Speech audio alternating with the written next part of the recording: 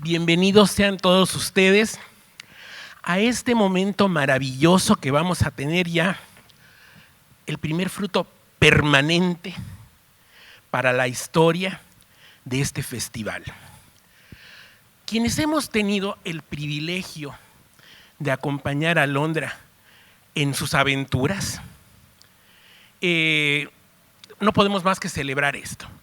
Yo en lo personal estuve en la gestación del primer disco que hizo Alondra también con Sony Music, el de Mi Alma Mexicana, y hace 2 años, cuando se inauguró este festival, quienes nos acompañaron recordarán que se hizo tocando una obra que fue la locura, la Sinfonía Imposible de Arturo Márquez. Sinfonía Imposible porque era confeccionada a la medida de los músicos que convocó a Alondra en esa ocasión, a raíz de otra aventura que tuvo cuando la pandemia, que logró juntar gente de distintas partes del mundo que de otra manera no habría podido ser, gracias a la tecnología de hoy día. Pues bien, esa tecnología se hace presente hoy en este producto. Es un disco que reúne 2 obras que hoy celebran algo curioso. Las variaciones concertantes de Alberto Ginastera se estrenaron mundialmente hace 71 años y 1 mes. Las dirigió Igor Markevich. Cuando Arturo Márquez platicó conmigo para elaborar la nota del programa de hace 2 años, me decía que tomó esa obra como modelo para componer la obra que le había pedido a Alondra, que finalmente me decía, le pusimos Sinfonía Imposible, pero en realidad no es una sinfonía, estructuralmente corresponde más al modelo de las variaciones concertantes, pero tampoco son unas variaciones. Es una obra muy singular, como todo lo que ha compuesto Arturo.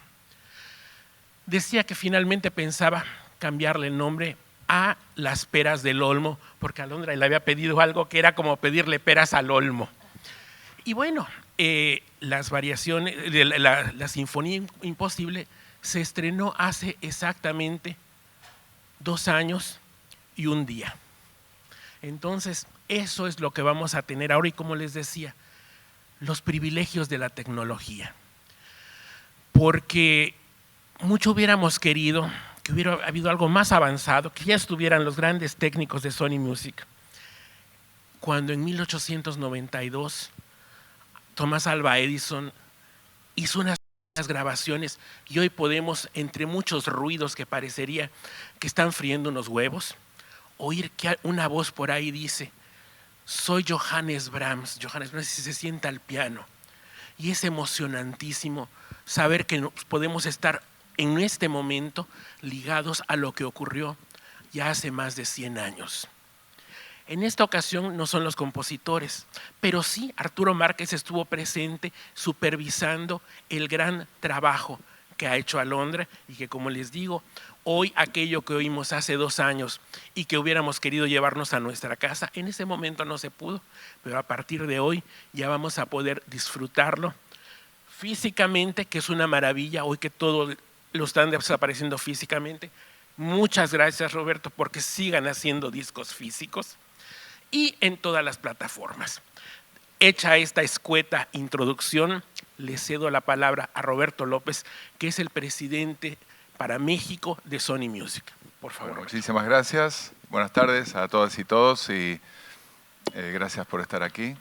Y bueno, por supuesto que para nosotros participar nuevamente en un proyecto junto con Alondra es motivo de orgullo, de satisfacción, de muchísima alegría estar acompañando desde nuestro lado a toda una referente de la música, a una gran referente de México en cualquier lugar del mundo, en tantos lugares donde estás y actúas, que dejas tan alto el nombre de México. Eso nos enorgullece a todos. Y bueno, en esta obra en particular, que es tan especial, ¿no es cierto? Una obra tan especial que le encomendaste al gran compositor Arturo Márquez. Ahora que comentabas y escuchaba lo que decías, tener esta posibilidad, ¿no? de tener grabada esta edición, ¿no? de la obra para el público de manera eterna, ¿no? Para siempre, y que esté disponible en las plataformas de musicales actuales y en las futuras eternamente, para que disfruten de esta pieza mágica, junto con la obra de Alberto Ginestera también. Esta pieza mágica que reúne tantas condiciones excelsas, ¿no? La directora, los músicos imposibles, ¿no? Que cada año traes aquí a este festival Pax GNP, que es increíble. Felicidades por eso también, Alondra.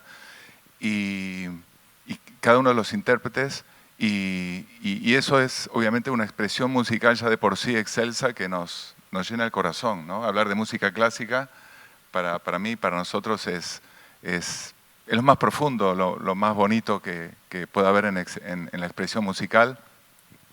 Y en especial en este caso, cuando se abordan las temáticas que seguramente conversaste con el maestro Arturo Márquez, las temáticas que preocupan hoy al mundo. Entonces, escuchar esa problemática y cómo la interpreta el autor y cómo la reflejaron los músicos en ese momento con tu dirección, escuchar a los violonchelos en el movimiento de la equidad, ¿no? Ese juego de los violonchelos del hombre y la mujer, y seguir ese vuelo, movimiento por movimiento, la verdad es algo increíble. Así que nada, felicidades, y no puedo más que expresar mi emoción.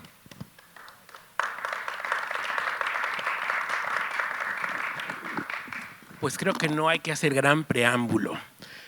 Todos conocemos y admiramos la valentía de Alondra para hacer lo que nadie ha hecho antes. Empezando por hacer un festival aquí, que la gente local dice, aquí nunca pasaba nada, y miren ahora que ha convertido a Alondra, algo que me encantó escuchar ayer, que dijo Leo Rondón. Este festival tiene ya artísticamente la magnitud de un festival de Salzburgo. ¿Cuándo nos íbamos a imaginar eso en estos lares? Y lo digo con la autoridad que me da el ser oriundo de la península de Yucatán, donde te estamos tan agradecidos por esto y por lo que tal vez se vea menos, la labor de educar a los niños que forman la Orquesta Armonía Social, porque eso cambia vidas de manera permanente. Como permanente va a ser este disco. Por favor, Alondra, ¿nos puedes hablar de este nuevo proyecto magno que has hecho? Muchas gracias, Lázaro. Gracias, Roberto. Me encanta compartir este momento con los dos amigos queridos desde hace tantos años y amantes de la música, amantes de México, y darles el saludo, bienvenida a todos ustedes de nuevo.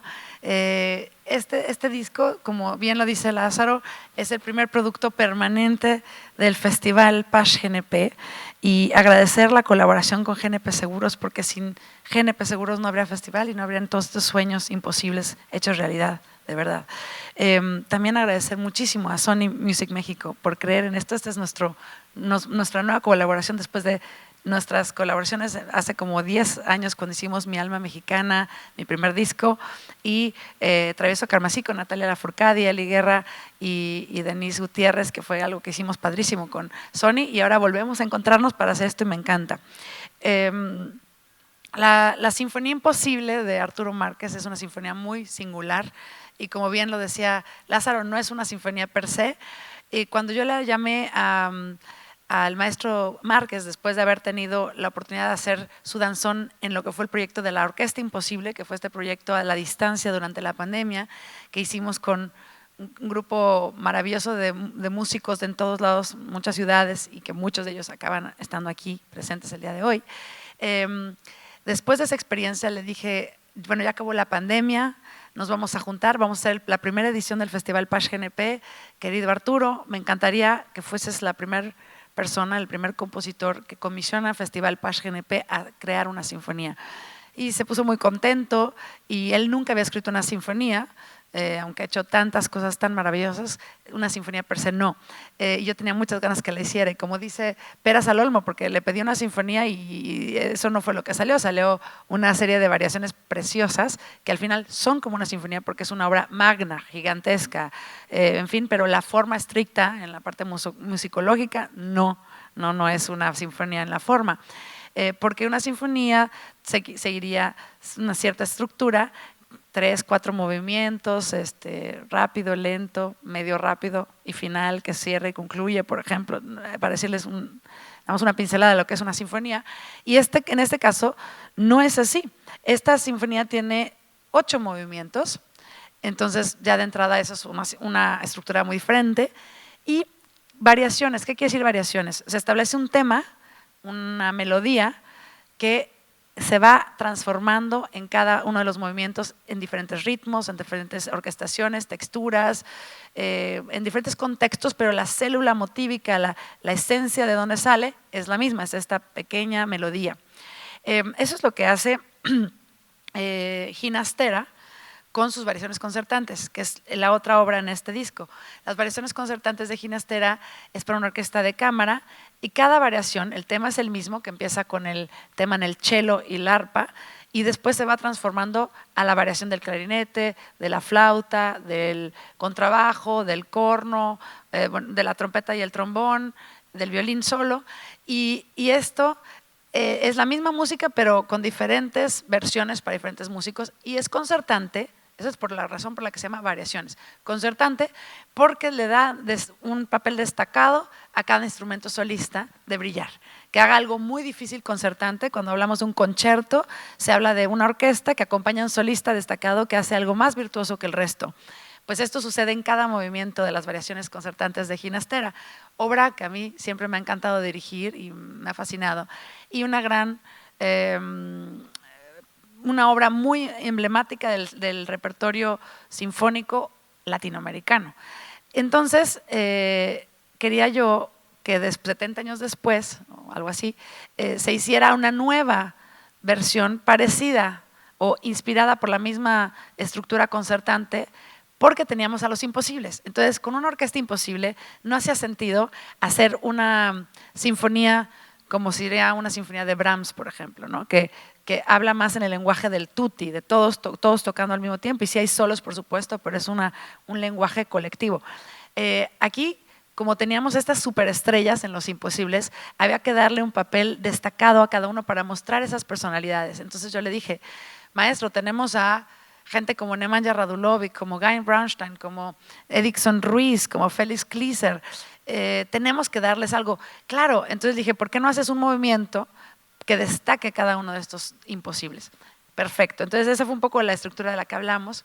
Y él se inspiró en la Orquesta Imposible, el proyecto de la Orquesta Imposible, porque en ese proyecto nuestra misión era generar conciencia y recaudar fondos. Recaudamos más de 8 millones de pesos que donamos a temas, fundaciones y causas y acciones que ayudaran a fomentar la concientización y la abolición de la violencia contra las mujeres y contra los niños en nuestro país, que es un problema tan grave. Y cuando estaba yo en la pandemia dije, esto está terrible, hagamos algo, y de ahí sale la Orquesta Imposible. Entonces, con esta idea, Arturo dice, bueno, eso tenía un porqué. La Orquesta Imposible tenía una misión, siempre tuvo una misión que era esta, y la sigue teniendo.